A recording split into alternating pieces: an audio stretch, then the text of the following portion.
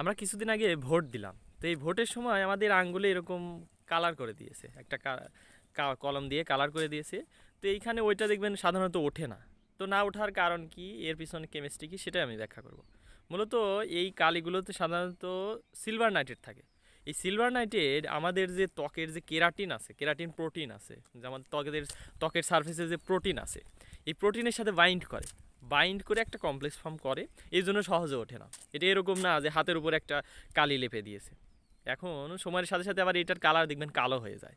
কালো হয়ে যায় কী জন্য? ওই সিলভার নাইট্রেট থেকে এই বাতাসের যে বাতাসের সাথে রিয়াকশান করে এই সিলভার নাইট্রেট সিলভারটা মুক্ত হয়ে যায়।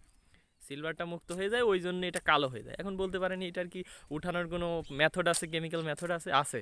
বিভিন্ন স্ট্রং অ্যাসিড দিলেও ওগুলো উঠে যায়, তবে ত্বকের বিশাল ক্ষতি হতে পারে। এখন কথা হচ্ছে যে এই জিনিসটা কি কয়েকদিন থাকবে? এটা কয়েক সপ্তাহ থাকতে পারে, 1 সপ্তাহ থাকতে পারে। কিভাবে উঠে যায়? একা একাই উঠে যায় হচ্ছে আমাদের ত্বকের একটা ধর্ম আছে যে হচ্ছে এই সারফেস একা একাই মরে যায়। মানে উপরের সারফেস, নতুন সারফেস আবার তৈরি হয়। তো এই অনুসারে ওই কোষগুলো যখন মারা যায় তখন এগুলো হচ্ছে টোটালি উঠে যায় কালিগুলো।